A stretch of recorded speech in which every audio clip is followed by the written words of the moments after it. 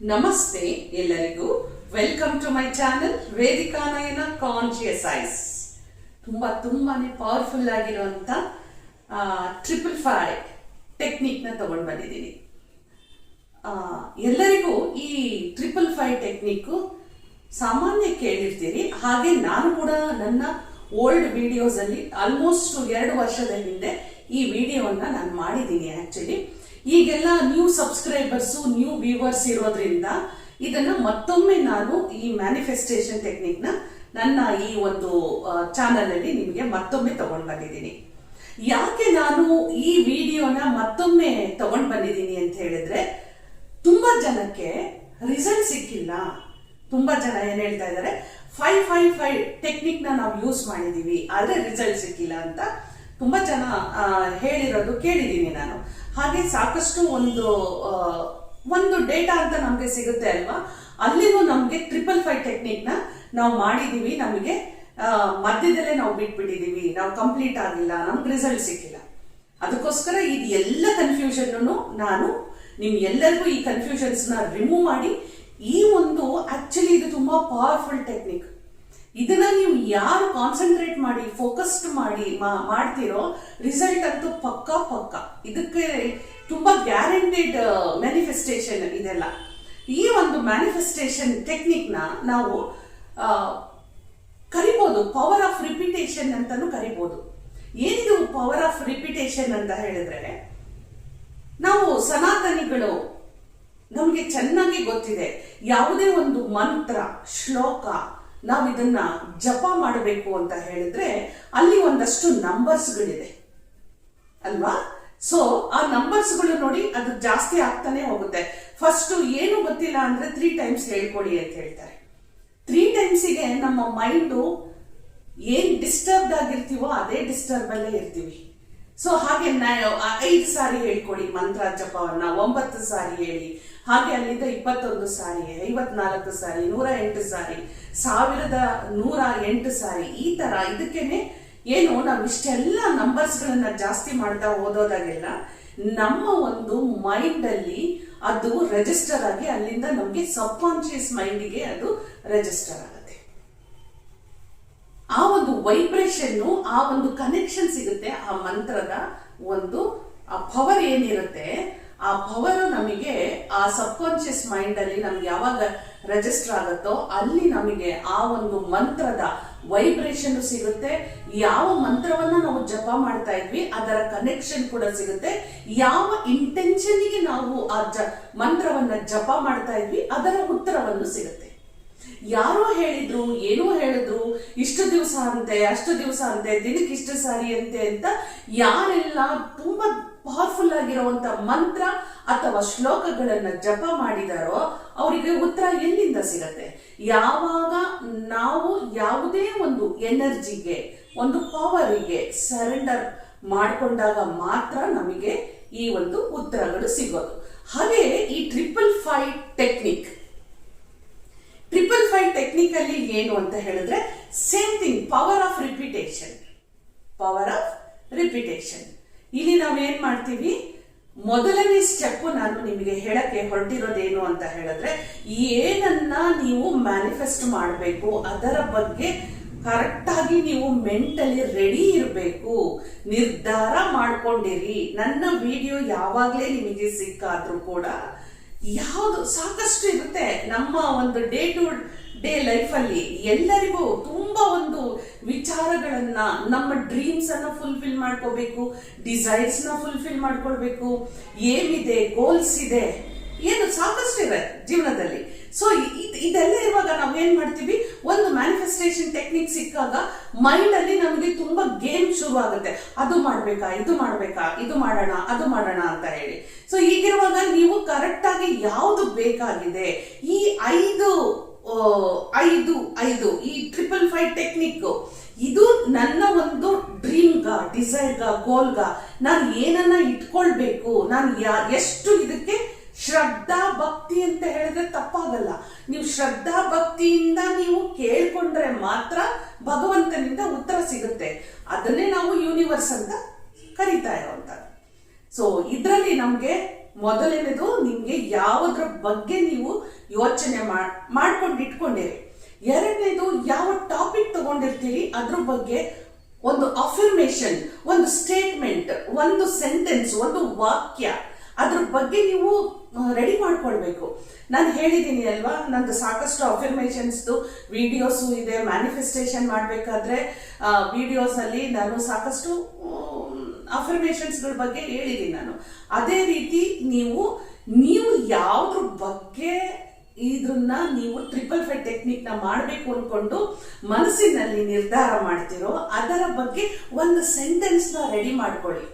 ಅದನ್ನೇ ಅಫರ್ಮೇಷನ್ ಅಂತ ಕರೆಯುವಂಥದ್ದು. ಈ ಅಫರ್ಮೇಷನ್ ಯಾವುದೇ ನಿಮ್ಮ ಲ್ಯಾಂಗ್ವೇಜ್ ಇರಬಹುದು, ನಿಮ್ಮ ಪದಗಳನ್ನ ಬಳಕೆ ಮಾಡಿ, ಅಂದ್ರೆ ವರ್ಡ್ಸ್ ಅನ್ನ ಯೂಸ್ ಮಾಡ್ಕೊಳ್ಳಿ. ನಿಮ್ಗೆ ನಾನು ಹೇಳ್ಬೋದು, so I am A very healthy and powerful person ಅಂತ ನಾನು ಹೇಳ್ಕೊಂಡ್ಬಿಡ್ತೀನಿ. ಅದನ್ನೇ ಬೇರೆಯವರು ಇನ್ನೊಂದು ರೀತಿಯಲ್ಲಿ ಹೇಳ್ಬಹುದು ಅಲ್ವಾ? ಸೊ ಹಾಗಾಗಿ ಇಲ್ಲಿ ಏನು ಅಂದ್ರೆ, ನೀವು ಯಾವುದನ್ನ ಮ್ಯಾನಿಫೆಸ್ಟ್ ಮಾಡ್ಬೇಕು ಅಂತಿದ್ದೀರೋ ಅದ್ರ ಬಗ್ಗೆ ನೀವೊಂದು ಅಫರ್ಮೇಷನ್ ನ ರೆಡಿ ಮಾಡ್ಕೊಳ್ತೀರಲ್ಲ, ಅದು ಬಹಳ ಬೇಗ ಇಲ್ಲಿ ವರ್ಕ್ ಆಗುತ್ತೆ. ಯಾಕೆಂದ್ರೆ ಸ್ವತಃ ನಿಮ್ಮ ಒಂದು ವೈಬ್ರೇಷನ್ ಅಲ್ಲಿ ನಿಮ್ಮ ಒಂದು ಎನರ್ಜಿ ಫ್ಲೋ ಆಗಿರುತ್ತೆ, ನಿಮ್ಮ ವೈಬ್ರೇಷನ್ ಮ್ಯಾಚ್ ಆಗಿರುತ್ತೆ.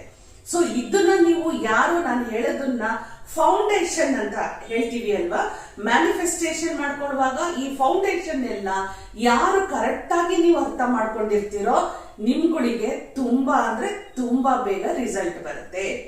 ಓಕೆ, ಈಗ ನಾನು ಸ್ಟೆಪ್ ನಿಮಗೆ ಮೊದಲನೇದು ಹೇಳ್ಬಿಟ್ಟಿದ್ದೀನಿ, ಫೋಕಸ್ ಮಾಡ್ಕೊಳ್ಳಿ ಅಂತ.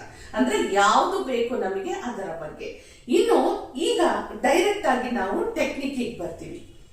ಇಲ್ಲಿ ನೀವು 5 ದಿನ ಅಂದ್ರೆ 555 ಅಲ್ಲಿ 5 ದಿನ 55 ಸಾರಿ 55 ಟೈಮ್ಸ್ ಒಂದನ್ನೇ ರಿಪೀಟೆಡ್ ಆಗಿ ಬರಿಬೇಕಾಗತ್ತೆ. ನಿಮ್ಮ ಒಂದು ಜರ್ನಲ್ ಅಥವಾ ಒಂದು ಬುಕ್ಕು ಅಥವಾ ಒಂದು ಡೈರಿಯನ್ನ ನೀವು ಇಟ್ಕೊಳ್ಬೇಕಾಗತ್ತೆ. ಇಲ್ಲಿ ನೀವು ವೈಟ್ ಶೀಟ್ ಅಲ್ಲಿ ಬರಿಬೇಡಿ. ಓಕೆ, ಒಂದು ಬುಕ್ ಅನ್ನ ತಗೊಳ್ಳಿ. ಯಾವ ಬುಕ್ ಆಗಿದ್ರೂ ಪರವಾಗಿಲ್ಲ, ರೂಲ್ಡಾ ಅನ್ರೂಲ್ಡಾ ಯಾವ್ದಾದ್ರೂ ಪರವಾಗಿಲ್ಲ, ಡೈರಿನ, ಜನರಲ್, ನೋಟ್ ಬುಕ್ ಯಾವ್ದಾದ್ರೂ ಪರವಾಗಿಲ್ಲ. ಆ ಒಂದು ನೋಟ್ ಬುಕ್ ಅಲ್ಲಿ ಅಥವಾ ಡೈರಿಯಲ್ಲಿ ನೀವು ಏನ್ ಮಾಡ್ಕೊಳ್ಬೇಕು, 5 days 55 ಟೈಮ್ಸ್ ಅನ್ನ ನೀವು ರಿಪೀಟೆಡ್ ಆಗಿ ಏನನ್ನ ಬರೀತೀರೋ ಅದನ್ನೇ ಬರೀತಾ ಹೋಗ್ಬೇಕು. ಗೊತ್ತಾಯ್ತು ಅನ್ಕೊಳ್ತೀನಿ. ಅದಕ್ಕಂತಾನೆ ಇಲ್ಲಿ ನಾನು ನಿಮಗೆ ಏನು ಹೇಳಕ್ ಹೊರಟಿದ್ದೀನಿ ಅಂದ್ರೆ, ಯಾವ ಒಂದು ವಿಶ್ ಮಾಡ್ಕೋಬೇಕು ಅದನ್ನ ಫೋಕಸ್ ಮಾಡ್ಕೊಳ್ತೀರಿ, ಕಾನ್ಸಂಟ್ರೇಟ್ ಮಾಡ್ಕೊಳ್ತೀರಿ. ಅದಕ್ಕೆ ನೀವು ಒಂದು ಅಫರ್ಮೇಷನ್ ಸೆಟ್ ಮಾಡ್ಕೊಳ್ತೀರಿ. ಅಂದ್ರೆ ಒಂದು ಸೆಂಟೆನ್ಸ್, ಒಂದು ವಾಕ್ಯವನ್ನ ನಿಮ್ಮದೇ ಆದ ವರ್ಡ್ಸ್ ಅನ್ನ ಹಾಕೊಂಡು ನೀವು ರೆಡಿ ಮಾಡ್ಕೊಳ್ತೀರಿ. ಅದನ್ನ ನೀವು ಪ್ರತಿದಿನ ಅಂದ್ರೆ 5 ದಿನ 55 ಸಾರಿ ನೀವು ಬರಿಬೇಕಾಗತ್ತೆ. ಅದಕ್ಕೋಸ್ಕರ ಏನಾಯ್ತು, ಇಲ್ಲಿ ನೀವು ಕೇಳ್ಬೋದು, ಒಂದೇ ಸೆಂಟೆನ್ಸ್ ಸಾಕ, ನಂದು 2 ಲೈನ್ ಇತ್ತು, 3 ಲೈನ್ ಇತ್ತು ಅಂತ ನೀವು ಕೇಳ್ಬೋದು. ಏನಾಗುತ್ತೆ ಗೊತ್ತಾ, ಇದು 1 ದಿನದಲ್ಲ, 5 ದಿನದ್ದು. ಮತ್ತೆ ನೀವು 1 ಸಾರಿ 2 ಸಾರಿ ಬರೆಯುವಂತದ್ದಲ್ಲ, 55 ಟೈಮ್ಸ್ ಅದನ್ನೇ ರಿಪೀಟೆಡ್ಲಿ ನೀವು ಬರಿತಾ ಹೋಗ್ತೀರಿ. ಅವಾಗ ಏನಾಗುತ್ತೆ ಗೊತ್ತಾ, ಮಧ್ಯದಲ್ಲಿ ಯಾಕೆ ಎಲ್ರದು ಮಿಸ್ ಆಗುತ್ತೆ ಇದು ಅಂದ್ರೆ, ಕೆಲವರು ಫ್ರಸ್ಟ್ರೇಷನ್ ಹೋಗ್ತಾರೆ, ಟೆನ್ಷನ್ ಹೋಗ್ತಾರೆ, ಅಯ್ಯೋ ಈ ಟೆಕ್ನಿಕ್ ಮಾಡ್ಬೇಕಲ್ಲ ಅಂತ ಹೇಳಿ ಮೈಂಡ್ ಅಲ್ಲಿ ನೆಗೆಟಿವ್ ಥಾಟ್ಸ್ ಕೊಡ್ತಾರೆ. ಆಮೇಲೆ ಅಯ್ಯೋ ನಂದು 5 days ಒಂದು ಪ್ರೋಗ್ರಾಮ್ ಇಟ್ಕೊಂಡ್ಬಿಟ್ಟಿದೀನಿ, ಬೇಗ ಬರೆದು ಬಿಟ್ರೆ ಆಯ್ತು. ಇದೆಲ್ಲ ಯಾರೆಲ್ಲ ಮಾಡ್ತಾ ಇದ್ದಾರೋ ಅವ್ರಿಗೆ ಯಾರಿಗೂ ರಿಸಲ್ಟ್ ಸಿಗಲ್ಲ. ಯಾಕೆಂದ್ರೆ ಅವ್ರು ಮೆಂಟಲಿ ಅದನ್ನ ಪಾಸಿಟಿವ್ ಆಗಿ ತಗೊಂಡು ಇರಲ್ಲ. ಅದೇನೋ ಒಂದು ಕೆಲಸ ಮಾಡಿ ಮುಗಿಸ್ಬೇಕು ಅಂತ ಹೇಳೋದು, 2 ದಿನ ಮಾಡೋದು. ಯಾಕೆಂದ್ರೆ 2-3 ಲೈನು 55 ಟೈಮ್ಸ್ ಬರಿಬೇಕಾದ್ರೆ ಅವ್ರಿಗೆ ಏನಾಗುತ್ತೆ, ಮೆಂಟಲಿ ಬೇಗ ಆದ್ರೆ ಸಾಕು, ಬೇಗ ಕಂಪ್ಲೀಟ್ ಆದ್ರೆ ಸಾಕು, ನನಗೆ ಟೈಮ್ ಇಲ್ಲ, ಅಯ್ಯೋ ನಾನು ಬೆಳಿಗ್ಗೆ ಬರೆಯೋದನ್ನ ಮರ್ತ್ಬಿಟ್ಟೆ, ರಾತ್ರಿ ಬರಿಬೋದಾ, ರಾತ್ರಿ ಮಲಗೋಕ್ ಮುಂಚೆ ಬರಿಬೋದಾ, ಬೆಳಿಗ್ಗೆ ಎದ್ದ ತಕ್ಷಣ, ಈ ತರ ಎಲ್ಲ ನಿಮ್ಮ ಮೈಂಡ್ ಗೇಮ್ ಆಡಕ್ಕೆ ಶುರು ಆಗುತ್ತೆ. ನಿಮ್ಮೊಟ್ಟಿಗೆ ನಿಮ್ಮ ಥಾಟ್ಸ್ಗಳು ಆಟ ಆಡ್ಸಕ್ಕೆ ಶುರು ಆದಾಗ ನೀವೇನ್ ಮಾಡ್ತೀರಿ ಗೊತ್ತಾ, ಅಯ್ಯೋ ಯಾರೋ ಏನೋ ಹೇಳಿದ್ರು ಅಂತ ಮಾಡ್ತಾ ಇದೀವಿ, ಇದು ವರ್ಕ್ ಆಗತ್ತಾ, ಬರುತ್ತೆ, ಅಲ್ಲಿ ನೆಗೆಟಿವ್ ಥಾಟ್ಸ್ ಕೊಟ್ಬಿಡ್ತೀರಾ. ಸೊ ಅವಾಗ ಏನಾಗುತ್ತೆ, 2 days ಮಾಡಿರ್ತೀರಿ, ಮಧ್ಯದಲ್ಲಿ ಬ್ರೇಕ್ ಆಗುತ್ತೆ, ಮತ್ತೆ ನೀವು ಅನ್ಕೊಳ್ತೀರಿ ಪರವಾಗಿಲ್ವಾ, ಮತ್ತೆ ಲಾಸ್ಟ್ 3 days ಮಾಡ್ಬೋದಾ. ಇದು ಆಗೋದೇ ಇಲ್ಲ. ಇದನ್ನು ಕೂಡ ಅಂಡರ್ಲೈನ್ ಮಾಡ್ಕೊಳ್ಳಿ. ಒಂದು ದಿನ ನೀವು ಇವತ್ತು ಶುರು ಮಾಡಿದ್ರೆ ಕಂಟಿನ್ಯೂಯೇಷನ್ 5 ದಿನ ನೀವು ನಿಮ್ಮ ವಿಶ್ ನ ಬರೀಲೇಬೇಕು. ಅದರಲ್ಲೂ ಪ್ರತಿದಿನ 55 ಸಾರಿ ನೀವು ಬರೀಲೇಬೇಕು. ಹಾಗೆ 55 ಟೈಮ್ಸ್ 10 ಟೈಮ್ಸ್ ಬರ್ದಿರ್ತೀರಿ. ಏನೋ ಫೋನ್ ರಿಂಗ್ ಆಯ್ತು, ನನ್ನ ಫೋನ್ ಆ ಕಡೆ ಇಟ್ಟಿದ್ದೀನಿ, ಯಾರೋ ನಮ್ಮ ಡೋರ್ ರಿಂಗ್ ಮಾಡಿದ್ರು, ಕಾಲಿಂಗ್ ಬೆಲ್ ಪ್ರೆಸ್ ಆಯ್ತು, ಯಾರೋ ಬಂದ್ರು, ಯಾರೋ ಕರೀತಾ ಇದ್ದಾರೆ, ನಾನು ಎದ್ದೋದೆ, ಅವ್ರ ಜೊತೆ ಮಾತಾಡದೆ ಇದ್ರೆ ಇದು ಕೂಡ ವರ್ಕ್ ಆಗೋದಿಲ್ಲ. ಒಂದು ಸಾರಿ ಕರೆಕ್ಟ್ ಆಗಿ ಒಂದು ಜಾಗದಲ್ಲಿ ಕುತ್ಕೊಂಡು ಬರೆಯೋದಕ್ಕಿಂತ ಮುಂಚೆ ನಾನು ಪ್ರತಿ ಸಾರಿ ಹೇಳುವಂತದ್ದೇನು ಅಂದ್ರೆ, ನಿಮ್ಮ ಮೈಂಡ್ ಅನ್ನ ಕಾಮ್ ಆಗಿ ಕಂಪೋಸ್ಡ್ ಆಗಿ ಇಟ್ಕೊಳ್ಬೇಕು. 1-2 ಸಾರಿ ನೀವು ಬ್ರೀದಿಂಗ್ ಎಕ್ಸರ್ಸೈಸ್ ನ ಮಾಡ್ಕೊಂಡು, ಅಂದ್ರೆ ಇನ್ಹೇಲ್ ಅಂಡ್ ಎಕ್ಸೈಲ್ ಮಾಡ್ಕೊಂಡು ಯಾವುದ್ರ ಬಗ್ಗೆ ನಾನು ಮ್ಯಾನಿಫೆಸ್ಟ್ ಮಾಡ್ತಾ ಇದ್ದೀನಿ ಅದನ್ನ ವಿಜುವಲೈಸ್ ಮಾಡಿಕೊಂಡು ಅದ್ರ ಬಗ್ಗೆನೇ ನಿಮ್ಮ ಥಾಟ್ಸ್ ಗಳನ್ನ ಇಟ್ಕೊಂಡು, ಈಗ ಹೇಳ್ತಾ ಇದ್ದೀನಿ ಪಾಸಿಟಿವ್ ಥಾಟ್ಸ್ ಅನ್ನ ಇಟ್ಕೊಂಡು ಪಾಸಿಟಿವ್ ಆಗಿ ನೀವು ಈ ಒಂದು 55 ಟೈಮ್ಸ್ ಅನ್ನ ಬರಿತಾ ಹೋಗ್ಬೇಕು. ಬರೆದ ಮೇಲೆ ಈ ಬುಕ್ ಅಲ್ಲಿ ಬರೆದಿರ್ತೀರಿ. ಬರೆದ ಮೇಲೆ ನೀವೇನ್ ಮಾಡ್ತೀರಿ, ಈ ಬುಕ್ ಅನ್ನ ಕ್ಲೋಸ್ ಮಾಡ್ತೀರಿ. ಕ್ಲೋಸ್ ಮಾಡಿ ಅಪ್ಪ 50 ಟೈಮ್ ಆಯ್ತಪ್ಪ ಇನ್ ಮುಗೀತು ಅಂತ ಹೋಗ್ಬೇಡಿ. ಅದಕ್ಕೆ ಅಂತಾನೆ ಟೈಮ್ ಇಟ್ಕೊಂಡು ಕಣ್ಣನ್ನ ಮುಚ್ಕೊಂಡು ಏನು 55 ಟೈಮ್ಸ್ ನೀವು ಬರ್ದಿದ್ದೀರೋ ಅದೆಲ್ಲ ನಿಮ್ ಸಬ್ ಕಾನ್ಶಿಯಸ್ ಮೈಂಡ್ ಅಲ್ಲಿ ಹೋಗಿರುತ್ತೆ, ಕನೆಕ್ಷನ್ ತಗೊಂಡಿರುತ್ತೆ, ವೈಬ್ರೇಷನ್ ಸ್ಟಾರ್ಟ್ ಆಗ್ತಿರುತ್ತೆ. ಅಂತ ಸಂದರ್ಭದಲ್ಲಿ ಸ್ಟಾರ್ಟ್ ಮಾಡಿ, ವಿಜುವಲೈಸ್ ಮಾಡ್ಲಿಕ್ಕೆ ಸ್ಟಾರ್ಟ್ ಮಾಡಿ. ವಿಜುವಲೈಸ್ ಮಾಡ್ಲಿಕ್ಕೆ ಸ್ಟಾರ್ಟ್ ಮಾಡಿ.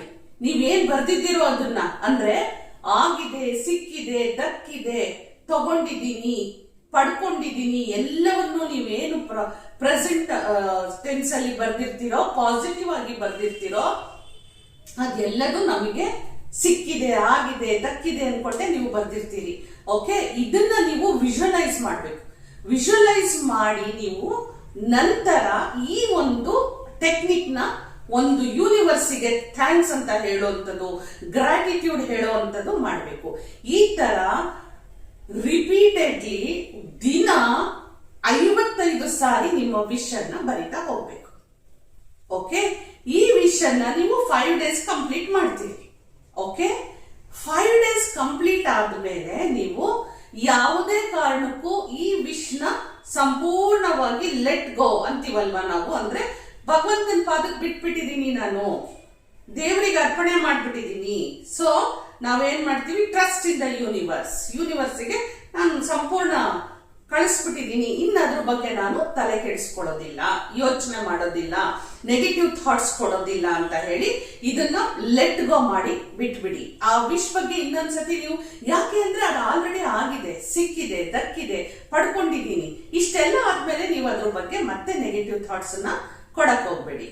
ಇದು ನಿಮಗೆ ರಿಸಲ್ಟ್ ಎಷ್ಟು ದಿನಕ್ಕೆ ಸಿಗುತ್ತೆ, ನೀವು ಇದೆಲ್ಲ ನಾನು ಹೇಳಿದೀನಿ ಅಲ್ವಾ, ಇದೆಲ್ಲ ಯಾರು ಕರೆಕ್ಟ್ ಆಗಿ ಮಾಡಿರ್ತೀರೋ ಅವರಿಗೆ ರಿಸಲ್ಟ್ ಬಹಳ ಬೇಗ ಸಿಗುತ್ತೆ. ಅದನ್ನೇ ಟ್ರಸ್ಟ್ ಇನ್ ದ ಯೂನಿವರ್ಸ್ ಅಂತ ಕರೆಯೋದು. ನೀವೆಷ್ಟು ನಂಬಿಕೆ ವಿಶ್ವಾಸ ಇಟ್ಕೊಂಡು ಮಾಡಿರ್ತೀರೋ ಅಷ್ಟು ಬೇಗ ರಿಸಲ್ಟ್ ಸಿಗುತ್ತೆ. ಸೊ ಯಾರು ಡೌಟ್ ಇಟ್ಕೊಂಡು ಮಾಡಕ್ಕೆ ಹೋಗ್ಬೇಡಿ. ಯಾಕೆ ಯಾರಿಗೆಲ್ಲ ರಿಸಲ್ಟ್ ಬರ್ತಾ ಇಲ್ಲ ಅಂದ್ರೆ ಈ ತರ ಪ್ರಾಬ್ಲಮ್ ಆಗತ್ತೆ. ಓಕೆ, ಸೊ ನಿಮ್ಮ ಒಂದು ವಿಶ್ ಎಷ್ಟೇ ದೊಡ್ಡದಾದ್ರೂ ಅಫರ್ಮೇಶನ್ ಬರ್ಕೊಳ್ತೀರಲ್ವಾ, ಅಂದ್ರೆ ಆ ಸೆಂಟೆನ್ಸ್ ಕ್ರಿಯೇಟ್ ಮಾಡ್ಕೊಂತೀರಿ ಅಲ್ವಾ, ಅದು ಸಿಂಪಲ್ ಆಗಿರ್ಲಿ, ಒಂದೇ ಲೈನ್ ಇರ್ಲಿ.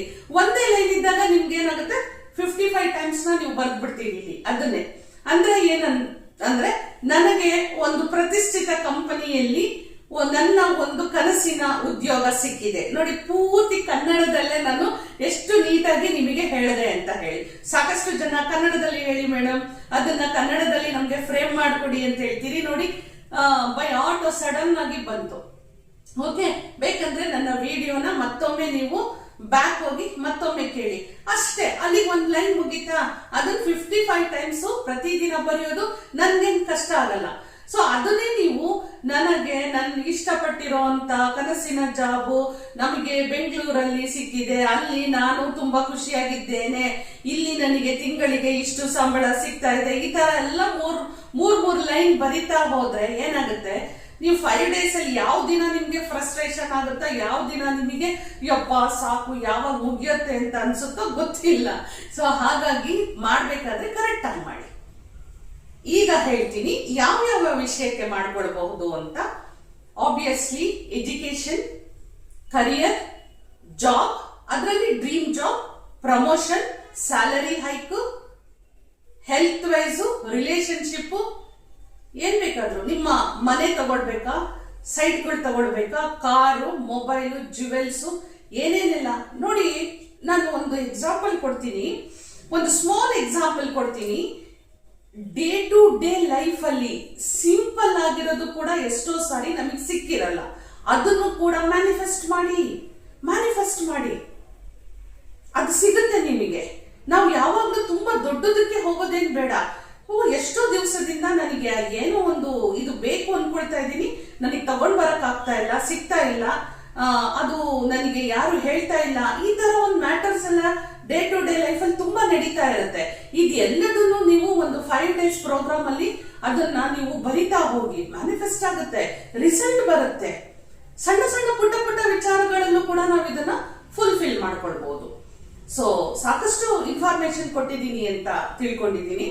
ಸೊ ನಿಮಗೆ ನಾನು ಕೆಳಗಡೆಗೆ ಒಂದು 2-3 ನನ್ನ ವಿಡಿಯೋದಲ್ಲಿ ಸ್ಕ್ರಾಲಿಂಗ್ ಅಲ್ಲಿ ಕೊಡ್ತೀನಿ, ಎಕ್ಸಾಂಪಲ್ಸ್ ಗಳಾಗಿ ತಗೊಳ್ಳಿ ನೀವು. ಜಾಬ್ ಅಂದ್ರೆ ಸೊ ನನ್ನ ಡ್ರೀಮ್ ಜಾಬ್ ಎಲ್ಲಿ ಸಿಕ್ಕಿದೆ ಅಂತ ಹೇಳಿ, ಮದುವೆ ವಿಚಾರದಲ್ಲಿ, ಮಕ್ಕಳಾಗ್ಬೇಕಾಗಿರುವಂತ ವಿಚಾರದಲ್ಲಿ ಸಾಕಷ್ಟು ಇದೆ ನೋಡಿ, ತುಂಬಾ ಇದೆ. ನಿಮ್ಮ ವಿಶಸ್ ನ ಮ್ಯಾನಿಫೆಸ್ಟ್ ಮಾಡ್ಕೊಳ್ಳುವಂಥದ್ದು 5 days ಅಲ್ಲಿ ಯಾರು ಕರೆಕ್ಟ್ ಆಗಿ ಇದನ್ನ ರಿಪೀಟೆಡ್ಲಿ ಮಾಡ್ತಾ ಹೋಗ್ತಿರೋ ಅಷ್ಟು ಪವರ್ ಇದೆ. ಅದಕ್ಕಂತಾನೆ 555 ಟೆಕ್ನಿಕ್ ನ ಪವರ್ ಆಫ್ ರಿಪಿಟೇಷನ್ ಟೆಕ್ನಿಕ್ ಅಂತಾನು ಕರೀತಾರೆ.